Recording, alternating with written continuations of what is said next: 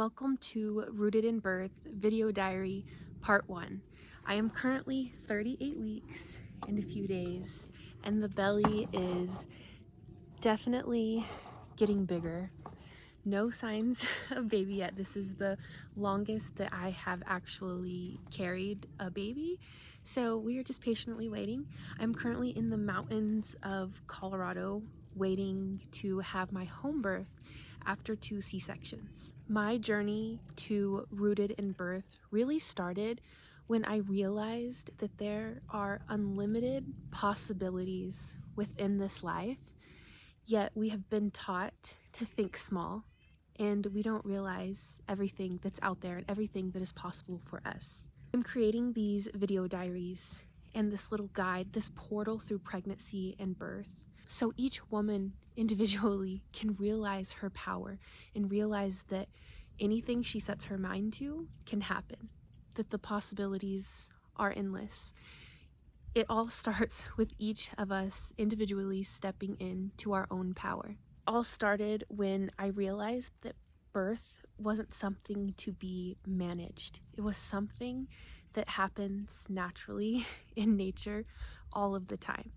That birth is something to trust, to build this trust within your body, and we all have this wisdom linked into our DNA. We just have forgotten it. But my journey to Rooted in Birth really started with my past medical experiences, my past medical births. With my first child, I was 16 when I found out that I was pregnant. So you can only imagine all of the feelings that a teenager was going through at the time of finding out that I was pregnant. Pregnancy went normal, the pregnancy went smoothly. I mean, as smoothly as it could with the circumstances that I was given. Previously, before I had gotten pregnant, I was on medication for anxiety, depression, insomnia, lots of things that necessarily a teenager that young probably shouldn't be on. However, I was on these medications, so as soon as I got pregnant, I stopped that and stopped all substances that I was taking or using at the time. So there were so many emotions going through my body, but I was never taught how to process them or how to feel them. Fast forward to me actually going into labor. My water broke normally.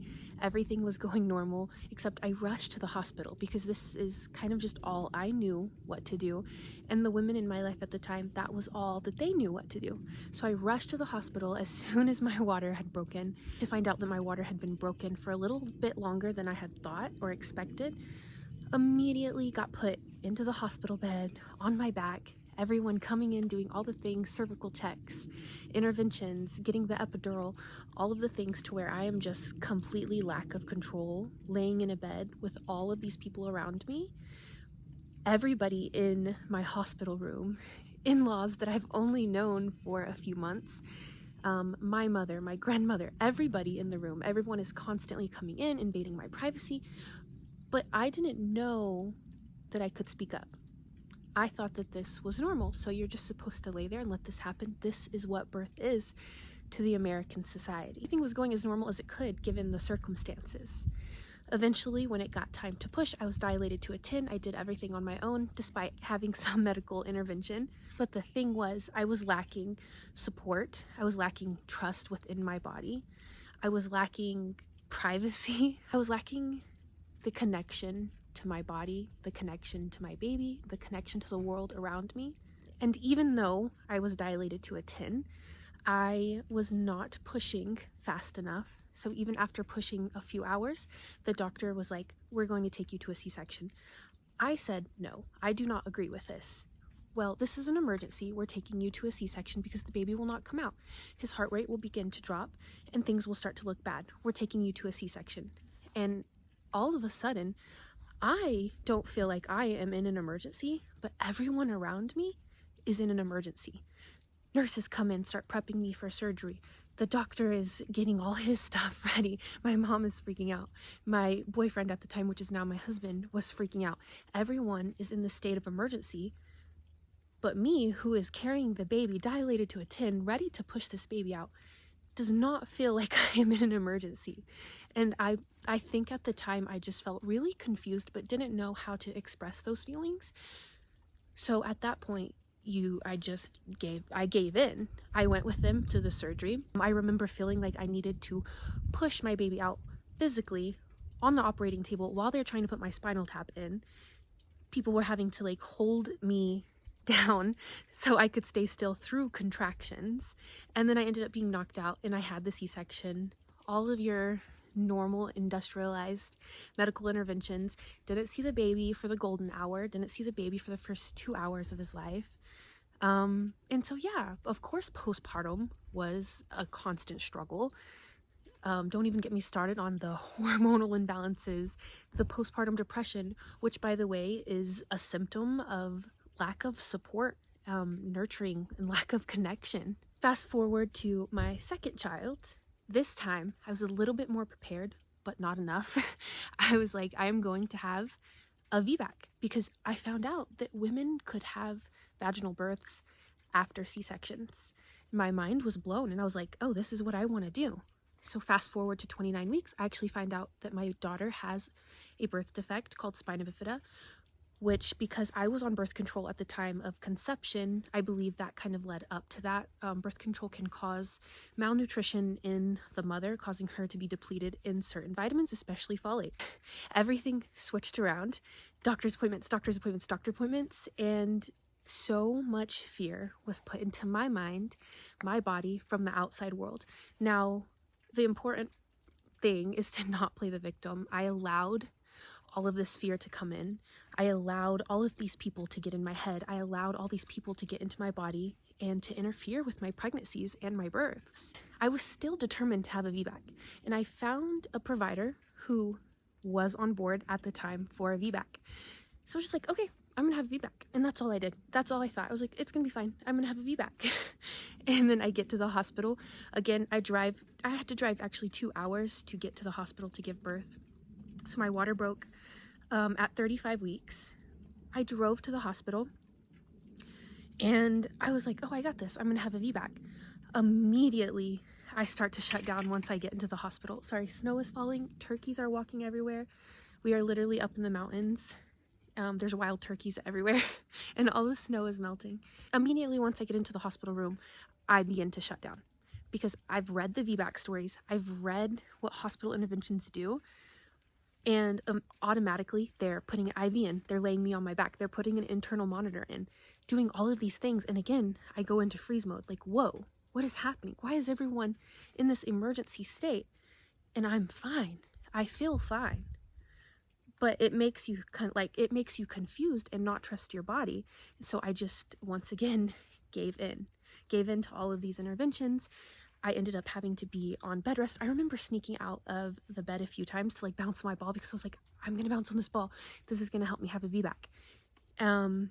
Eventually I hit 24 hours of my water breaking, and in the industrialized medical world, that is a huge no-no. So they all came in. Even my doctor that was on board for the VBAC came in and talked me into a C-section. This was during COVID. I had no support. I didn't have the money for a doula or a midwife. I was alone, other than my husband, which he didn't know any better either. So I'm hungry, I'm tired, because in the hospitals, they necessarily don't let you eat. And at the time, I didn't know better. So I'm just like, fine, okay, if that's what you want to do, just do it, because I'm exhausted. I've been in labor for 24 hours. I haven't ate. Everyone is doing everything that I don't want them to do. And basically I just gave in. But the C-section experience was a little better than my first, less traumatic. Postpartum period, still traumatic. My baby was in the NICU because she had her birth defect, all of those things. So very, very hard postpartum. Through these experiences, I realize now that birth isn't something to be managed. Birth isn't this emergency that we bring it out to be. Birth is sacred. Birth is something to be trusted. Women are giving birth all day long, every day. As we speak, a woman is giving birth right now. We have all been birthed by women, and it used to be something that was very sacred, a very important part of a woman's life, but it was also treated as such in communities and our ancestors. This was something that the women did together, that this was something that brought the women closer together, but also brought them closer to their real path, to their spiritual awakening, to their whole life awakening. Maiden to mother is the most spectacular thing that can happen, and it happens naturally once you surrender to it. This time, I am choosing a undisturbed birth, fully connected to myself, fully connected to the birth process. At this point in time, I'm not sure if my midwife from back home is going to make it. So I will let you guys know. Obviously, you will see my birth story probably on here, and you will find out if I have had a midwife or if I ended up doing it completely on my own. But whatever you choose, know that your wild birth can mean whatever it means to you. If that means having a doula, or having a midwife, or having your partner, you are always supported by women all over around the world, by me, by your ancestors. You are not alone. Even if you choose to free birth, which I think is the most beautiful thing in the world. And at this point, I am getting closer and closer to wanting to just do it on my own in the comfort of the night in my own home, and just letting my baby pass and flow through me.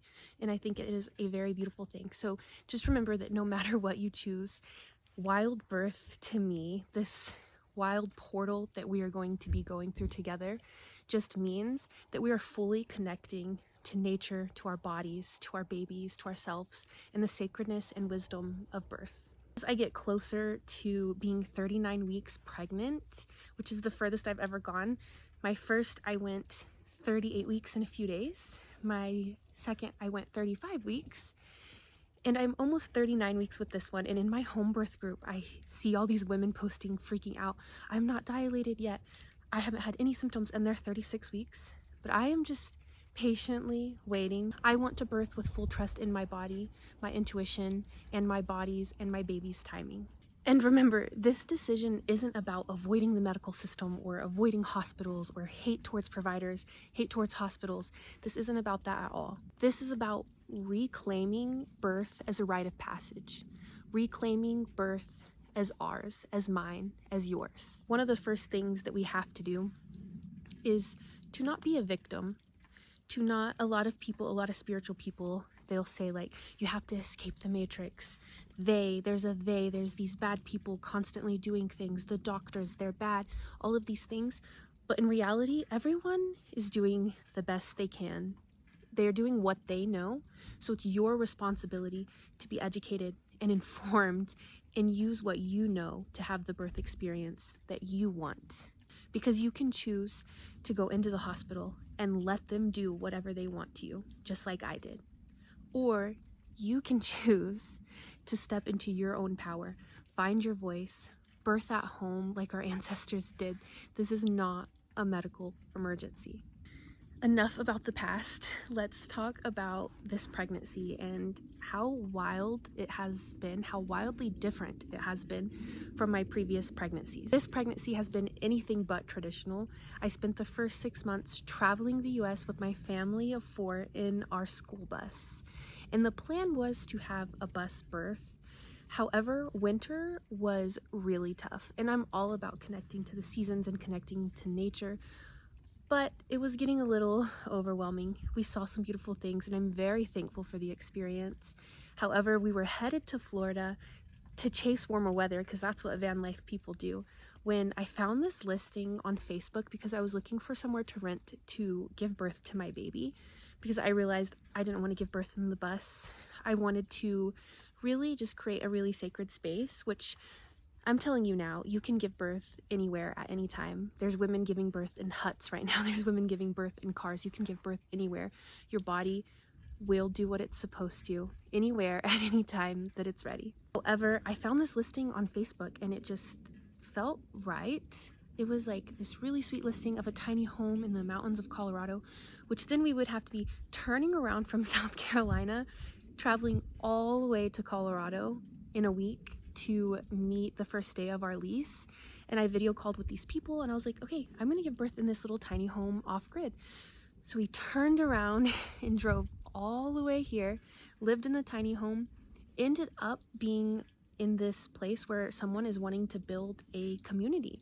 So it's an upcoming community, upcoming food forest. They have so many brilliant ideas. There was a couple of other families living here. Since then, one moved out, so we got upgraded to a little bit bigger house, and it just feels really good. So this is where I am at now, in the mountains of Colorado. Not sure where we will be in spring. We have our bus. We might head out again for bus life in spring for the warmer weather. I am not sure where we are going to end up. This whole journey of my life and this whole pregnancy has been to be keeping my peace and embracing a slower version of life. Throughout this experience, I've also been challenged to trust my body more. I haven't had any checkups really. I haven't had any interventions. I haven't had any pressure to get this baby out or induction or all the thing. It's been really, really intentional. First time I actually got a checkup, because I do have a beautiful baby girl with a birth defect with spina bifida, and so it was my responsibility to, you know, get this baby checked, which I don't know how I feel about on testing, because I'm like, I feel like I much would rather enjoy my pregnancy with my baby and my body than to worry about what's to come. I honestly believe that that did more harm than good in my second pregnancy, and I really wish that if I saw her now and saw our life now, that I would have enjoyed my pregnancy more. So I honestly wish I didn't get the test. But I did go get a sonogram. I've had one sonogram this whole entire pregnancy, after having sonograms in my second pregnancy almost every single week after we found out about her birth defect and just the fear and everything. But I knew in my body that everything was okay this pregnancy. So I traveled and I hiked and I swam in rivers and I lived basically with the seasons and lived outside. And then we went up to Pennsylvania and got a checkup in a little Amish community, which was a really cool experience. This was not intentional. I had a friend, my midwife, back home in Texas, send me to this lady because it was closer to where I was, because we were traveling on the East Coast. And that's where I went. And then I pull up and it's literally a barn in an Amish community. So I got my little checkup. I got my blood drawn. She tested my blood and sent it off to be tested for spina bifida, and then sent me a few hours away to get a sonogram, and everything looked good. But that was the only checkup that I have had this pregnancy. Birth is normal. Women do not need to be saved from it. Of course, there are medical emergencies, but it's important to know that if you do enter the industrialized medical system for your birth, that almost anything will be treated like an emergency, and a lot of these things can be prevented. Even preeclampsia, one of the dangers of pregnancy, that can be prevented with diet, rest, water, the right intake of certain foods like protein and real salt. It can be prevented. And a lot of the medical emergencies happening during childbirth are caused by medical interventions and Pitocin, which these drugs, thankfully, like, we have them. I'm thankful for all the medical interventions that have saved women. However, there's a point when it becomes overused. Pitocin was created to be this life-saving medication, but hospitals use it in almost every single birth. Women are getting induced earlier and earlier and earlier and have this pressure on them that if they don't have their baby naturally, they're going to be induced, which increases your risk for a cesarean. Your intuition is just as valuable as any medical intervention that you feel could save you. It is your birthright to step into your power. It is your birthright to experience how life-changing the sacred birth process can be. What's coming next is I will be sharing how I'm preparing my mind and my body for a sovereign birth at home, and I will be sharing that with you guys. This is an initiation, an invitation to bring you along, to unlearn, to trust, and to reconnect with the wisdom of our bodies. And I'm so happy that you are here. Thank you for joining me. Welcome to Rooted in Birth, an intuitive portal through pregnancy and birth.